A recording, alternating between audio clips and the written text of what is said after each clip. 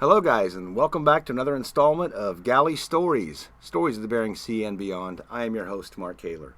And today we have Captain Wes Swimelar. Wes, how are you doing today? I'm doing great. How about yourself? Doing excellent, doing excellent. So let's just start with where were you born and what first brought you into the fishing industry? I was born in Bellingham, Washington, and my uncles brought me to the fishery. Grew up fishing salmon in Puget Sound. How old? Oh, I was just a pup. I remember hauling salmon when I was 7. Yeah. And Puget Sound was good back then. That was a long time ago. In the late 60s and the early 70s. And then we just started migrating up to Alaska. Or I should say they did. I was too young. And by the time I was 14 and stuff, I was hooked and went salmon fishing up in Southeast and kept hearing about these crab guys. And so when I was 16, I went to Dutch Harbor or I got on the Bountiful down here. That's right. I got on the Bountiful down here when the Bountiful was new. At 16? I was 17 when I got on the Bountiful. Okay. And stayed up there ever since. Just retired last year from crab fishing, and 41 years later, that's it. 41 years. Yeah. What was the first boat you were on up there, besides the Bountiful? I mean, your first, when you were doing the Puget Sound fishery? Well, remember? my uncle had the Saratoga Pass, and the Paradise was his big seiner. The Saratoga Pass was a little dragger, and he used to drag around out in front of Bellingham and in the Straits, and just for salmon or other species? He'd bottom fish and all that. Yeah, he'd bottom fish. That was his little dragger. It was nothing. It was Remember the an size of her? old boat. I want to say maybe 40 feet. Wooden Boat, piece of shit. But it ran, and he loved it. You know. That was your uncle? That was my Uncle Ed. Was your dad in the fishery at all? Or? No, my dad wasn't in the fishery. No, he didn't come. He worked for me after he retired. He cooked for us on that would have been the Far West Leader, and then he went to the Barber J with me. And then Chuck asked me if he could use him for a week on the Annandale, and I never saw him again. That was it? That was it. Never gave him back. Never let Bart or Chuck borrow anything. They never give it back. It's a permanent loan. So 41 years up there.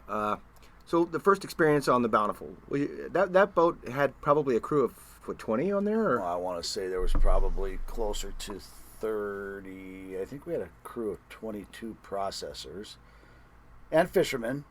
And that was the first crabber processor in Alaska? No, Billiken. Billiken. Okay, same format though, right? Yes. Can you explain the process a little bit of the operation of that vessel? Catch and process. And so how many Do all guys the on fishing, deck? all the catching, all the processing on the boat, and deliver frozen product right off the boat. And what was your duty on there? I started out as a processor in the freezers, stacking boxes, and then started helping out on deck a lot in my spare time. And then I finally got a share spot, greenhorn spot, and then I just did all the greenhorn stuff. Baiting and... Yeah, and Paul James and Steve Ubelar and all, they were not nice people. Good guys. I loved them to death. Now, hold on. There's a reason they're not nice people. There's got to be a little bit of a story there. It was pretty rawhide. I mean... This was the early 70s. Their teaching methods were a little rough, let's just say that. Okay.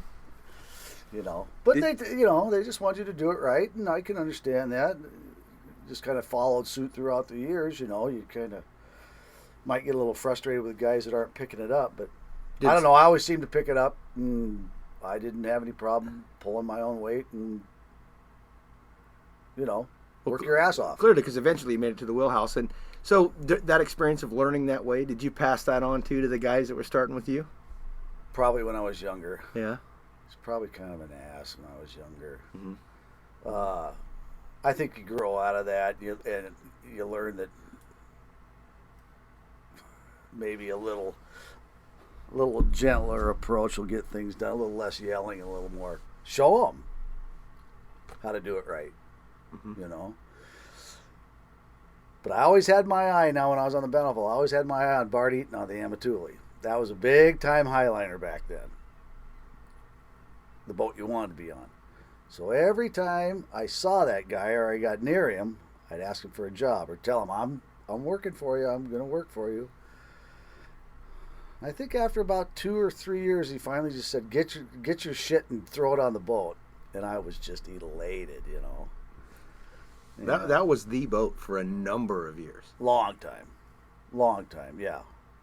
And a long time after that, too. I was on the Amatuli for 13 years.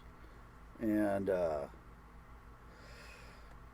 then I started relief skippering it in Bristol Bay and, you know, go pick up the gear, all those shit duties. But that's how you did it back then, you know. At that time, for those 13 years, was Bart the captain? Nope. Pete Liskey was the captain for a long time. Pete was Bart's right-hand man when I got on the boat. And if I remember, I don't know, Bart was around for about 4 or 5 years after that. But you got to remember, there wasn't any crab. It was tough duty. You crab fish so you didn't lose your tender job. Oh, okay. You know, we'd crab fish for months and it wasn't good. We were just scratching. It was just scratching. It was a living. It was good living, you know. Thank God I was young. I don't think I would ever do that now. But it was scratch fishing. There wasn't hardly any crab. And I think it just killed the old man, you know. He was always used to going out and killing crab. We'd go out and scratch and scratch and scratch. It was nothing to be on single-digit average all season. Oh. 3, 4, 5, 8, you know. Now, for months. This was, again, are we talking still in the 70s? Oh, yeah, this is all in the 70s. And you guys were still doing blue crab, 78, too? 79, yeah. I remember one season in the Pribilof blue crab. We put in 16,000 pounds. We were a high boat. You know? Yeah. And that was the beginning of the end for Bart. And he was getting offers to work in the office and all that. You know? Yeah. I think Chuck wanted him in the office, and they'd been talking about that. And then he turned the boat over to Pete, and and the Apelio fishing was just starting to get its roots. Out then, you could just go right out in front of town, you know, maybe just go right out to the edge and load your boat with Apelios. And that's Nobody snow crab. even knew where they were. Yeah, nobody even knew what they were. They always knew what barredeye was, and I shouldn't say they didn't know what they were. It's just, is there a market for this crab? You know, they're actually, barredeye's my favorite crab. Oh, by far. But then snow crab is my second. I know. I agree. It's the best crab you can eat. Yeah, no doubt. This is coming from a king crab fisherman for 41 years here, guys. So. And then I would place Dungeness as third. And, yeah, king crab's my least favorite crab to eat. But it's delicious, you know. Yeah, it's great. But yeah, you can't beat barredeye. Yeah, man, that's good stuff. Can you explain the difference between a barredeye and an Opelio? It's bigger. They're both tanner crab, both considered tanner crab. Bigger, and I don't know why. The meat's sweeter. Well, you've eaten it. Oh, yeah. You know, it's my favorite. I think a lot of people would agree that you just can't beat it. You know, you get a big old plate of barredeye, man. Oh, yeah, good stuff. You don't even need butter. It speaks for itself. Yeah. So, I think it's just, and they do live in separate areas, but they'll butt up against each other, and they will mix. You know, you'll pull pots with, you know, a lot of Opies and barredeye mix. But when you're on clean barredeye fishing, I'd have to say in the 90s, boy, we used to have some good barredeye fishing. Holy cow. When that market first opened, how was the price for it? Because it was still kind of a new species, right? Apelio? Yeah. Quarter a pound. Oh, man. But market was little. I'd buy all that right now. Oh, God, it was just open up the doors on the pot and just dump them in the tank. They're just stuffed full. Oh. stuff full, and it continued that way for a long time. So The prior to 90s that, were were awesome. you pulling some and then just throwing them back in the water? No, not really. We never even really targeted them. The Barradeye grounds were all slime banks, up slime banks, AMAC. And then, of course, we could fish east of there then, too. And, we'd just get on them. And then it was just closed, bud. There was no fishing. No king crab. There was no crab fishing. For how long? I shouldn't say there was no crab fishing because there was Opies. Opies replaced all Took that. over the But as market, far yeah. as no fishing Barradeye, no king crab, nothing. Closed. We still have times when we can't do Barradeye. Barradeye this year is all western. And what is it, 2 million pounds or something? It's Yeah, not it's much pretty. of a quota. I might be mistaken, but it's not much of a quota. I don't know this how year I'm going to either. get any of that with you retired now. Well, we'll figure something out. I'm working So on that. 41 years up there west. Do you remember the first time you were scared? The first time, not the biggest time, but the first time. Scared. When I bought the Far West Leader, Chuck and I bought the Far West Leader, it was only 90 foot, and we brought it to Everett. After we ran it for a couple of years, and Opie's was really good, we were filling the boat up too fast. And we decided we were going to stretch it and put another tank in it. Mm-hmm. And that all went well in Everett. We did that in Everett, cut the boat in half and put a tank in it, and that all went really well, but we had undersized pumps in it.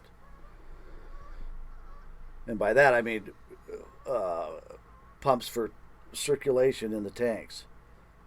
And the first time I took the boat up to Acton and loaded up with pots, and we're heading out up to the Pribilofs, and it was shitty. And we were making ice, and that new tank flooded. And Billy Cloud was with me back then, and we damn near sunk the boat. We had her rolled up. We had it about 40 degrees. The whole deck was full of water. I walked up to the Fore-peak, and I was up to my chest in water. Oh, On deck. on the deck. Yeah, boat's going down. And You I could got pump and it I off. got to hand it to Billy. He figured it out, man. He got that boat pumped out. Bobby was running the Billiken. Bobby turned around and came right beside me. The Wolstead was there, which is a fish and game boat back then, and he came right beside me. And we literally kind of just jogged up to St. George. And I dumped the top layer off the boat, put about 30 pots in the water, anchored up, and we got it all. We fixed it right there on anchor in St. George. It never had a problem again. But I was scared then. I had my father-in-law on the boat, my wife's husband, John. Your wife's husband? My father, I'm sorry. And, he was just clueless, farm boy, and I'm screaming at him, put your survival suit on. We're going down. Oh, you were at that point then. Your We crew were was- going down. Yeah, I had. We had the life raft. Did you ready. Mayday? Oh yeah, I Maydayed. Yeah, and like I say, Bobby was running the Billiken back then, and I don't know, he was an hour in front of me or something, 8-9 miles in front of me. Bobby turned around and I got a hold of Bobby, and he started steaming for me, and the Wolstead was only just a couple miles away. And he called me back on 16 and said, I got you, Wes, I'm right behind you. Did they have the emergency pumps that we have currently at that time, or No, we weren't carrying those around anymore. We weren't carrying those then. So how did you got to realize, Mark, you wouldn't have been able to get to that tank anyway. It was unless you underwater. started cutting web, and we've done stuff like that before, man. You get out the knives and just cut your way right into a tank. Even cutting torches, cutting bars, and slashing web out of your way. We got a serious problem. Yeah. So. Well, you had pots on board too. That's so what I'm getting at. you were covered. Everything's covered in pots.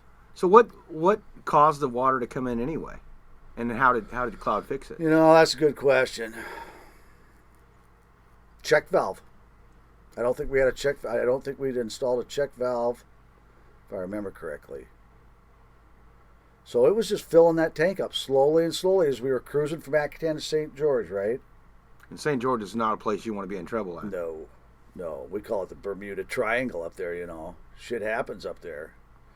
And as we all well know, you know, recent disasters up there. But Oh, the destination was like 2 miles off there, right? Jeff was right there, Yep. yeah. Yep. So, yeah, I believe it was check valve. We just flooded the tank. How did he get it out? We pumped it out. You got it going. Yeah. Got it going. We pumped it out. The boat righted itself. Everything was fine. That Far West Leader, tough old boat, I'll tell you that. She still is. Yeah. It's a good boat. She's a good boat.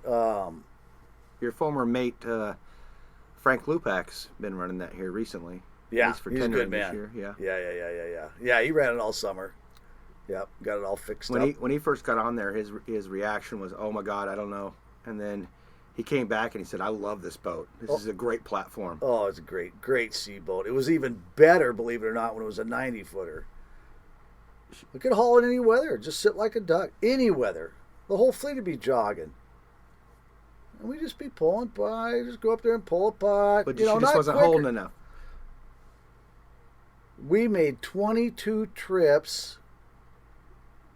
I think my first Apelio season on that boat. It only held 100,000 pounds, and I don't think we ever moved a pot.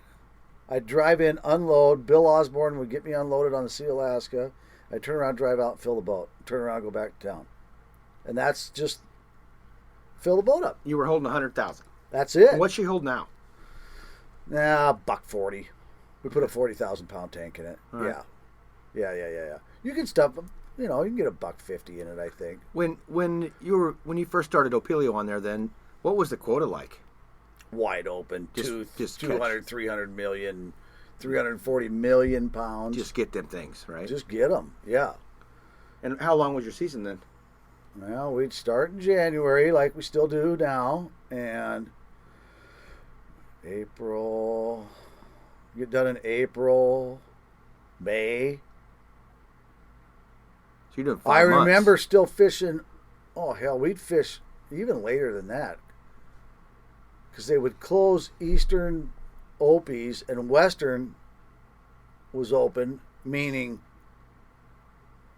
what was it, 57 and above? Now, I might be wrong on that. 57 degrees and above. And we'd go way the hell out there and fish. You'd be fishing in the summertime.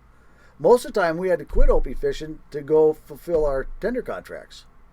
So you were still... And we were done with it by then anyway. Everybody was, The grind is, real. Knuckles dragging on the deck. Boys had enough. Yeah. But it was a good gig, and it saved our asses back then, boy. At $0.25 a pound. Well, yeah, 40 cents, 50 cents. I know we were elated when we started getting 50 cents a pound. That was a big day. Big deal. And we were doing well. So what moved you in the wheelhouse? You said you started to do the relief captain in the bay. Oh, I think from the first day I ever stepped on a crab boat, I knew I wanted to be up there. Yeah. 70 degrees and clear up there. Yeah. Not so much wind. The hell with this stuff down here, man. You got bots flying. Dangerous out here. So what was the first captain experience then, besides the relief captain in the bay? When did you get the keys to run off for crab? Vic called me and asked me. I was running the Winter Hawk. Yeah, I was running the Winter Hawk for Glenn. What company was that? Just a private owner. Just Okay. a private owner. Yeah. I was running that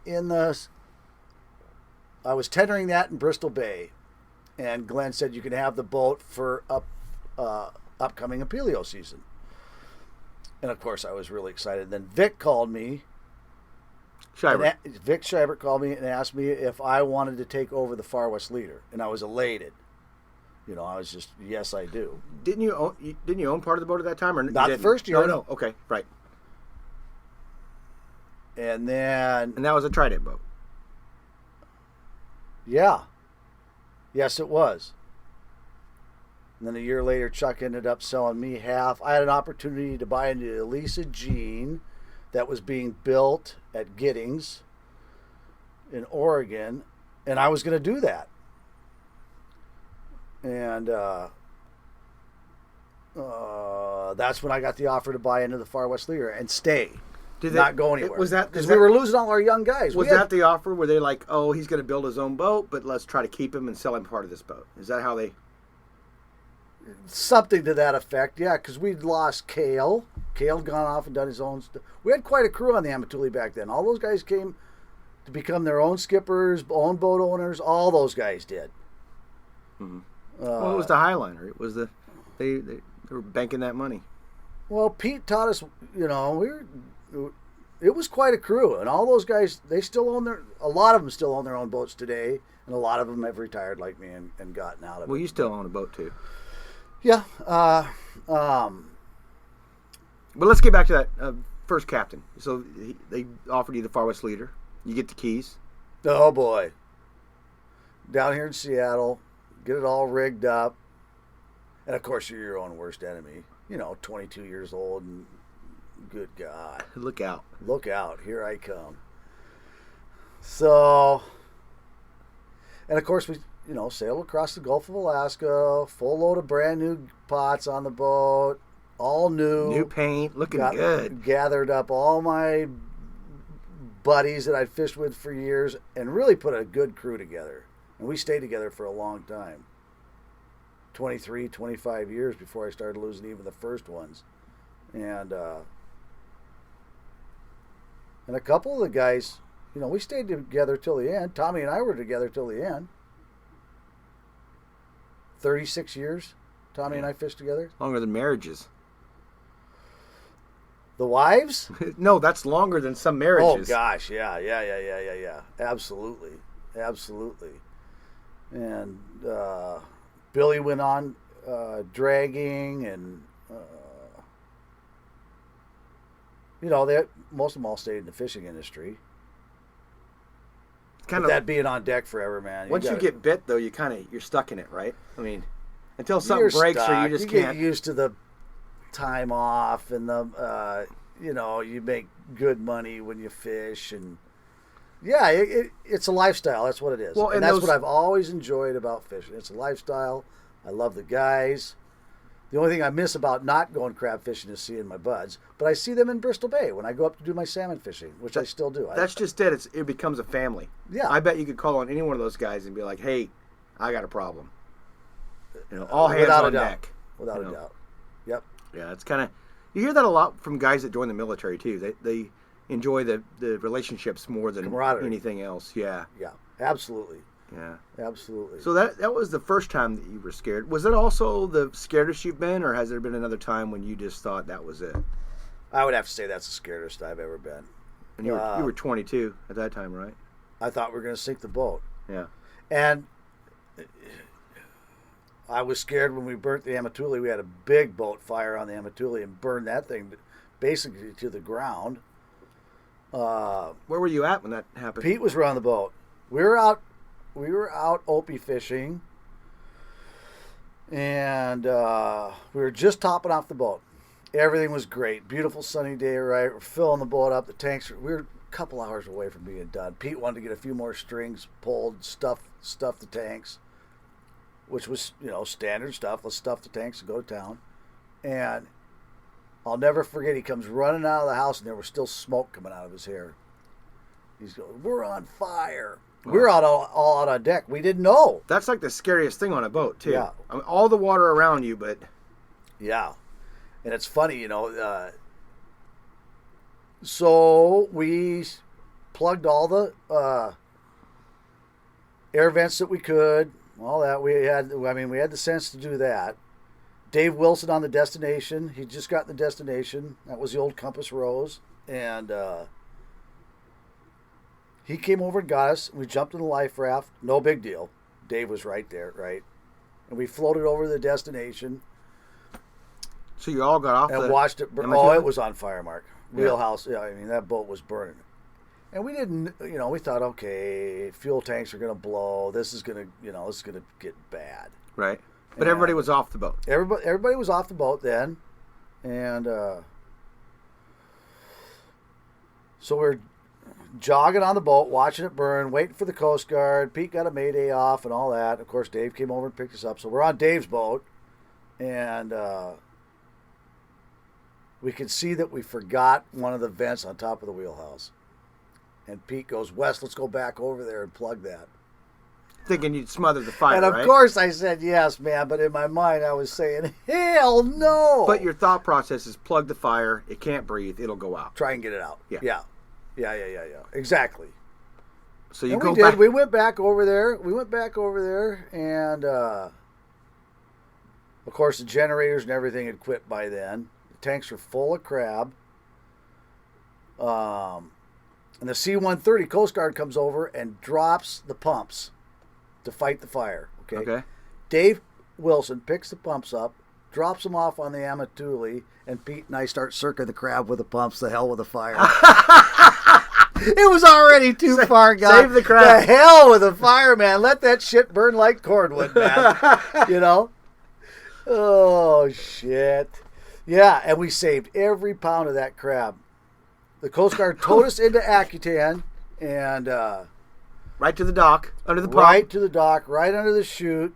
Scott on the Arctic Lady tied up and let us use his crane. And that was that. We unloaded the crab. And It's funny you go that direction because when Bart was on here, he talked about he had found a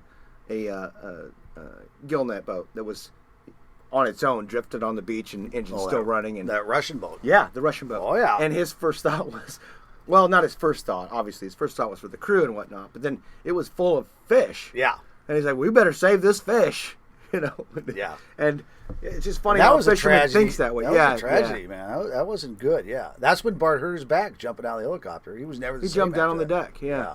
Well, I love that man. I tell you. He's my best friend. Yeah. He's something else. Yeah. He is something else. Yeah, I love well, that guy. while we're on him, because he listens to every episode, Oh, okay. Yeah. what story do we have from Bart?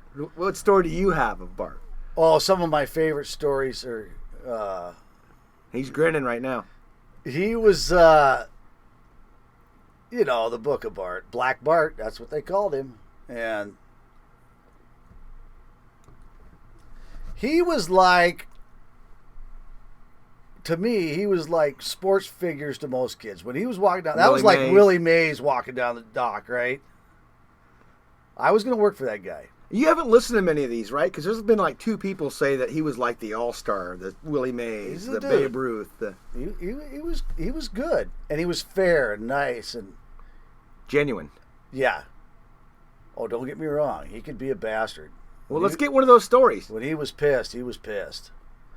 But we had a lot of good times. I don't know what stories I could tell. We had a lot of fun. We had a lot of course, a lot of it doesn't have to do with crab fishing, because we were mainly tendering back then. There was no crab. I'm telling you, there was no crab. It was no picnic. Tendering was a big deal for him to make his payments on his boat and support his family and everything else. You know, it was a big deal. But boy, back in the herring days, we really had a lot of fun on that boat. And we really packed herring. We didn't care if we were pumping rocks out fucking oars out of skiffs or anything. We'd pump it all and sell every damn pound, man. We didn't care. Bart always said, I don't care if I'm pumping rocks, sell that shit. But boy, we had a lot of fun, and we had a lot of fun nights. And I'll just kind of leave it at that. Oh no, had, let's get one of these because you were of the age before now all modernization. There's all drug tests and alcohol tests, and you know our boats have changed a lot. There's Yes, a lot they of have. restrictions. Yes, but they back have. when you started, it was still in that kind of heyday When you got the paycheck and maybe some things you get cocaine and some who knows what. But oh yeah, I mean to all the above. all of it. We were in Cordova one time, and this will make Bart laugh if he listens to this. This is hilarious. Okay. It was Cale, myself, and I really don't remember who else was there. We were waiting for the herring to show up, and we're in the harbor in Cordova. And there's snow all over the ground and all that. And so we go uptown and rip it up, Cale and I do. And of course, we caught a few fish at the bar there. Uh-huh. And Anyway, Taking the we've fish been back to the gone boat. all night. No. Actually, we went to their house, and anyway, their boyfriends were out dungy fishing or something. Uh-oh. Okay? Uh-oh. All right. All right. I shouldn't tell this. Yeah, This we're is already on the bad. roll. Let's go. This is bad. Well, it's not bad. It's funny. Anyway,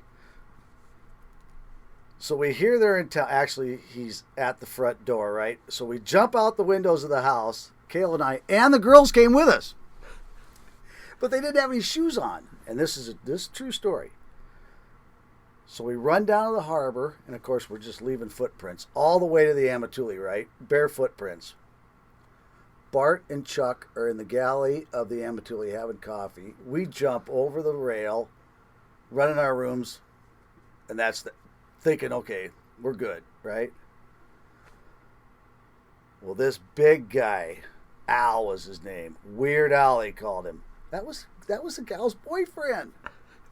Following the footprints down to the Amatuli. Following the footprints right down. Well, we just left a trail, Was man. it You snow didn't need to or be something? any Indian to figure out this trail, let me tell you. Huh? Was there snow on the ground? Is that what Oh, you're- yeah, there was snow in the ground. Okay. Oh, shoot. So what happened yeah, then? he came knocking on the... Bart and Chuck handled it. We never went outside. We were too chicken. Do you have any idea what they said? I think Bart told him to get the fuck out of here. That's it. Yeah, that's it. Yeah, You ain't getting coming on this boat. Yeah, you ain't coming on this boat. Yeah. Yeah. And so we Now came did- in and they were laughing and Bart was chewing our asses for being late, and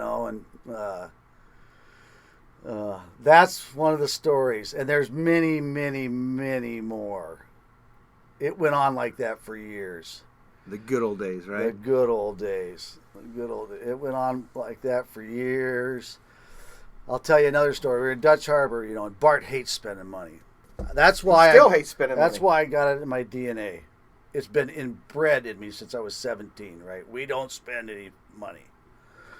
So he forks over a bunch of money and buys a bunch of new lines, shots for the crab pots, right? Crab's coming back.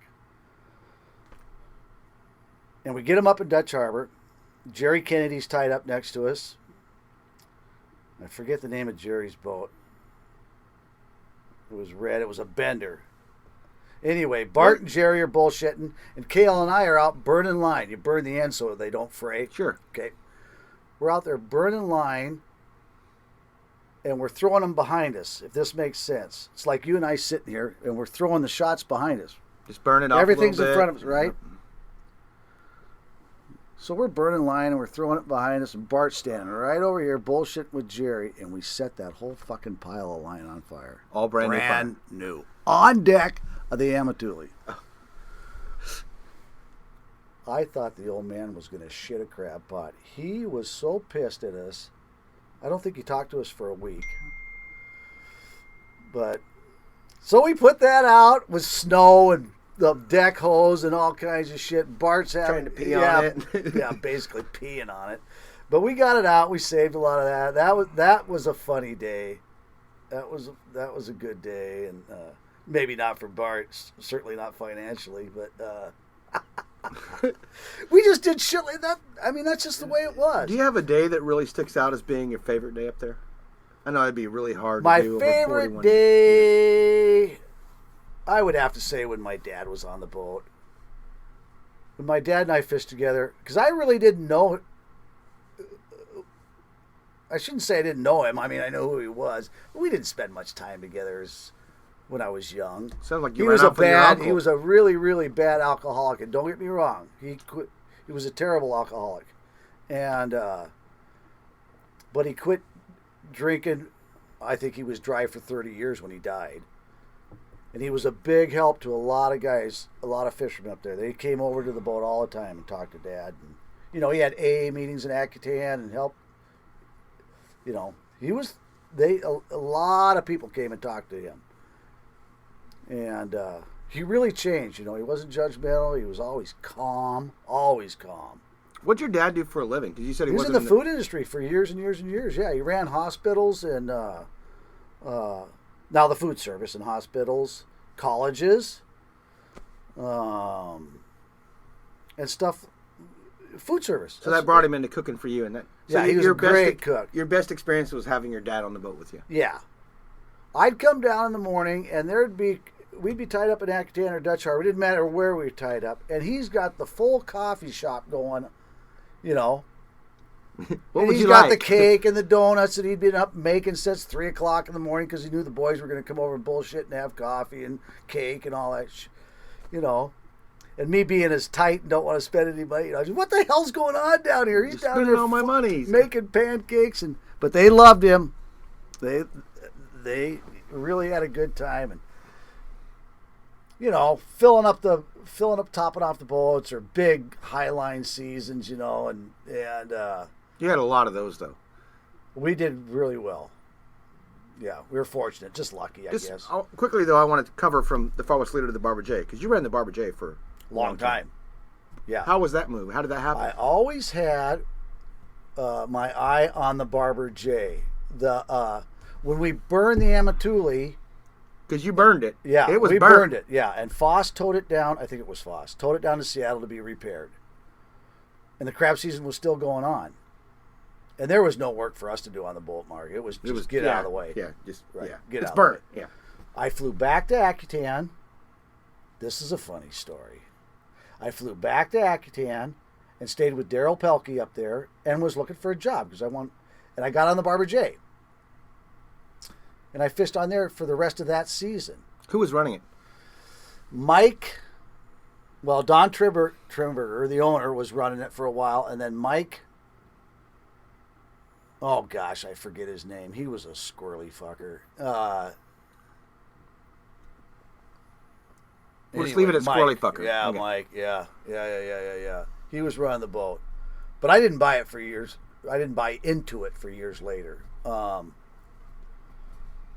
And this is before I had the Far West. I was still a deckhand, but I always had my eye on that boat. And I wanted a bigger boat because I was filling the Far West Leader up way too quick. I wanted to hold more. You always want more, right? Yeah. Until you get older and you realize that's all bullshit. Grass is greener and all that. Yeah. All grass is greener, all that bullshit. I want to be a big boat owner, and yeah, you know. And I had the opportunity to buy a gentleman out of the Barbara J, and Steve Okerlund and Chuck thought it was a good idea, so we did it. We. You say we. Chuck and I bought the boat. Chuck already owned half the boat. Of the Barbara J. Yes. And I just bought those two partners out. And I started running that boat. And Why didn't he just buy them out? Or was this back at a time when... oh, he could have been, you know that. I wanted to. And he just helped, just let... And I kind of, you know, I was kind of on a roll with me and my crew. I was You're all on there. a roll. Yeah. So we got that boat, and Because for me, that's your boat of retirement. That's the one you ran up until the end. yes, yeah, it's the only boat. That boat is just badass. It's safe. It's big. It's comfortable. Big. It's big. For 110 foot, that's a big boat. No, she looks big. She Yeah. looks like she travels well. She does. Fast. But anyway, that's how I got into that. Bought Paul Christensen out and started running that boat. I forget who started running the Billy ran the Far West Leader for a couple of years. And then Greg was running the Shaman for Dan Matson. And I got Greg away from the Shaman, and he started running the Far West Leader. And he ran that for years. Still is. How long has it been? He did a good job for me. You know, he did a good job. How long has it been? He's been on that boat for... Oh, God. I don't know. The years just mix into each Well, other. he did that Deadliest Catch season 1 and 2 on that boat too, right? Or something like that? Season 1? Or... Yeah. They were on the... They came down... Deadliest Catch came down to the yard. Jimmy had them. Jimmy Mack brought them down to the old yard, and they came down to the Barbara J and the Far West Leader, and Greg was kind of into it, and I wasn't into it. You're not that guy. I'm not that guy. I'm not Which that guy. I'll support that because I've been trying to get him on here for 30 episodes now, and finally I got him at 7 o'clock in the morning, guys. I'm just not that guy. I had to get him with coffee and not alcohol. Yeah. I just not that guy. But maybe I should have been. But that's all right. You'd have been a character on there for sure. Absolutely for sure. Well, I would have enjoyed it, but anyway, that's the way it worked out, Mark. That's the way it worked out. And I ran that boat for years, and I was happy to run it, and proud to run it, and we did good. We had big seasons on that boat, and at some point you sold it off, the rest of your shares to Trident, right? Well, that's when it went IFQ. The fisheries went IFQ, and I'd been talking to Larry Carter at Apitka, and I wanted to fish their quota. I knew that you needed to get in with the CDQ groups, or I always thought that was a good move. Yeah. And Bristol Bay Bureau and some of the other guys were pretty much sewn up. There was guys getting in on that. And I had an opportunity to get in with a Pitka, and I did. And sold them a portion of the boat to fish their quotas. Got you. And that worked out great for years and years. And then I had an opportunity to sell my shares in the boat, and I knew that I didn't want to do it forever. Your son's fishing too, though, now. Yeah, he's up there right now on the Billiken. Yeah. So this is a family tradition. They just flew up. He just flew up, and he's fishing crab on the Billiken this year, and with red. And quota looks good on Opies this year. Looks better. They'll have a season. Yeah, on Opies, but not really on Kings. They're going to scratch that out real quick. Hopefully the price will reflect. They'll get a good price, and they'll make a decent paycheck. Hold them over. We're pushing time here, but I want to ask you, what would you suggest to young guys trying to get in now? How would they start? Work hard. It's very, very hard to get a good crew. I don't know what's going on, and it's not just the fishing industry, and I don't want to. It's in every industry. The machinists, the hydraulic guys that we grew up with, the mechanics and all that. Don't these young guys realize these are great jobs? Yeah. Put down the fucking computer and go to work like we did. Yeah. Grind it. This sense of, I don't want to get off on this. This sense of entitlement pisses me off, man. Yeah, it's true, though. It's true. It's sad, but I don't want. That's a whole nother. I don't want to get on my soapbox. We'd have to have a whole other hour. I know. Is there anything else you'd like to share before we wrap this up? Fishing's been good to me. I wouldn't change my life for the world. And how's Mama handled it? Thank God for a good woman. Yeah, that's hard. She's handled it. We've been married for 31 years, and like Bart always said, I never met my kids. The first time I met my kids, I could talk to them. I could have a conversation with them. Yeah. But I owed. It's off to work I go. I was $1 million in debts, and I kept taking on bigger debt, cutting boats in half, buying other boats, and I owe. It's off to work I go. But it all worked out. Very fortunate. Wouldn't change it for the world. And the partnerships with Chuck and Bart, Steve Okerlund, Vic Scheibert have been the best. And now I'm one of the old timers walking down the dock. Aren't you though? But still running up to the bay. I mean, I love Bristol Bay. I love. You won't let that go, will you? I love my new gill netter, and that's when I get to see the boys. Yeah. I would have a tough time. You don't even care how much fish you're delivering now. You just want to pull up and talk to everybody. Hey guys, I got 100 pounds. Whip up that coffee. Let's go. Hand me a Budweiser. Well, I'm fortunate to be in that position, aren't I? You are. And I'm getting old enough and smart enough to realize it. So and hopefully in 10 years, there's other guys like that too. I mean, we've got guys. We got young guys. Gus Mullen, as an example. Yeah. Started super young. He's going to be that guy in 30 years. Right. That has had the whole gambit. Oh, yeah. Don't get me wrong. There is some up-and-comers. But not many. I think Sean on the Brenna A.